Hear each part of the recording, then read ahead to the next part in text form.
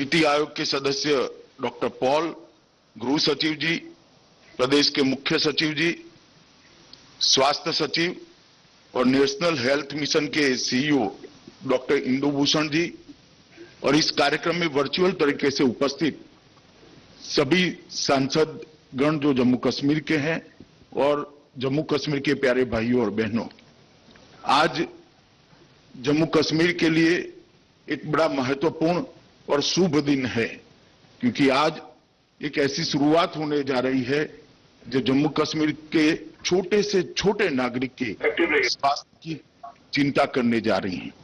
सेहत की शुरुआत प्रधानमंत्री जी के हाथों से आज होगी और ऐसे समय पर हो रही है। हम सभी जानते हैं कि कल श्रद्धेय अटल जी का जन्म जयंती थी और एक सुशासन सप्ताह केंद्र सरकार मना रही है। अटल जी का कश्मीर के लिए और कश्मीरियों का अटल जी के लिए एक विशेष लगाव रहा था और उसी सुशासन सप्ताह में प्रधानमंत्री जी के कर कमलों से इस सेहत स्कीम का आज लोकार्पण होने जा रहा है।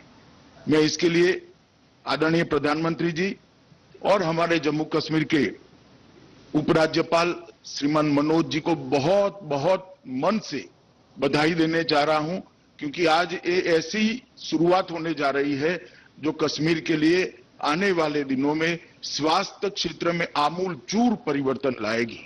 लगभग 15 लाख परिवारों को 5 लाख तक की सभी स्वास्थ्य सुविधाएं फ्री ऑफ कॉस्ट मिलने जा रही हैं।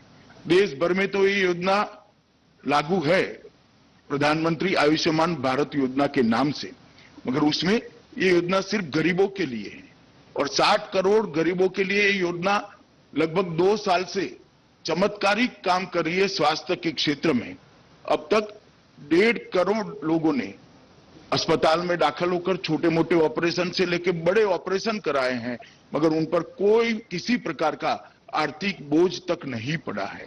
उनको घर तक जाने की, वापिस स्वस्थ होकर घर तक जाने की सारी सुविधाएं प्रधानमंत्री आयुष्मान भारत योजना के तहत हुई है और 1.5 करोड़ लोग आज अपना जीवन स्वस्थता के साथ इस योजना के कारण, प्रधानमंत्री जी की परिकल्पना के कारण आज अच्छे से गुजार रहे हैं।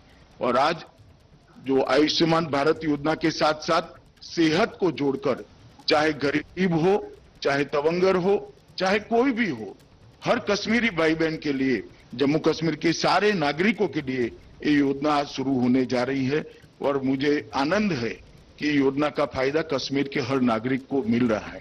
पूरे देश भर में शायद कश्मीर पहला ऐसा राज्य है जहां पर ये योजना हर नागरिक को मिलने जा रही है।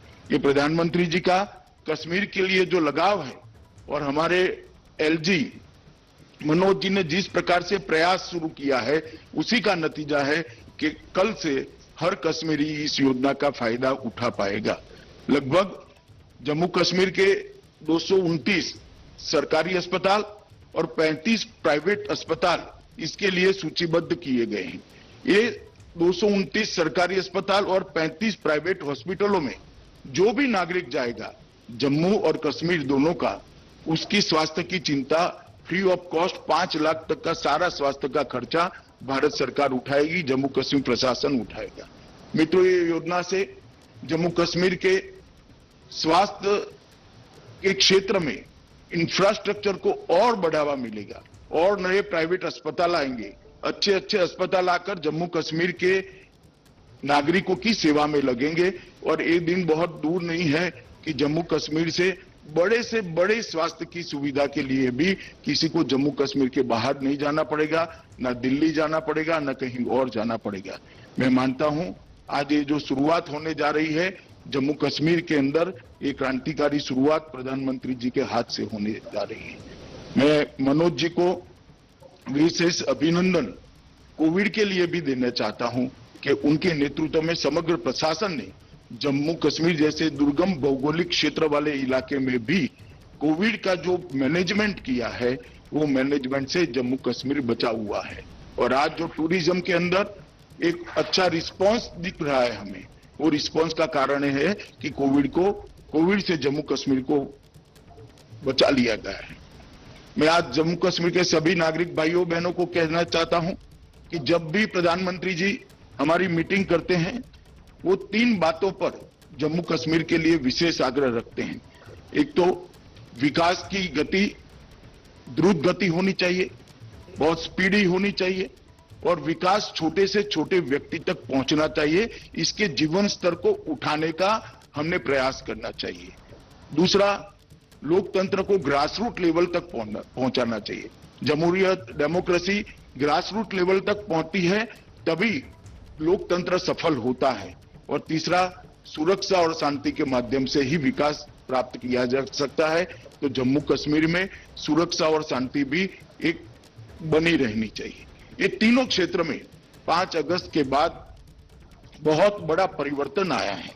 विकास के मामले में व्यक्तिगत योजनाएं हो, इंफ्रास्ट्रक्चर का डेवलपमेंट हो, चाहे भारत सरकार ने भेजी हुई संस्थाओं का अमल में लाने की शुरुआत हो, तीनों क्षेत्र के अंदर 5 अगस्त के बाद जम्मू कश्मीर प्रशासन ने एक चमत्कारिक स्पीड से काम किया है। व्यक्तिगत योजनाओं की जहां तक बात करूं, लगभग हर विधवा को सहायता मिलना, बुढ़ापे का पेंशन हर व्यक्ति को पहुंचाना, स्कूल की स्कॉलरशिप हर विद्यार्थी तक पहुंचाना, ढेर सारे व्यक्तिगत योजना के फायदे भारत सरकार की सभी स्कीमों के जम्मू कश्मीर में पहुंचाने का काम बहुत जल्द स्पीड से हुआ है। और आज लगभग सारी योजना सैचुरेशन के कगार पर खड़ी है। इससे जम्मू कश्मीर के अवाम को बहुत फायदा मिला है। इंफ्रास्ट्रक्चर में भी बहुत डेवलपमेंट हुआ है।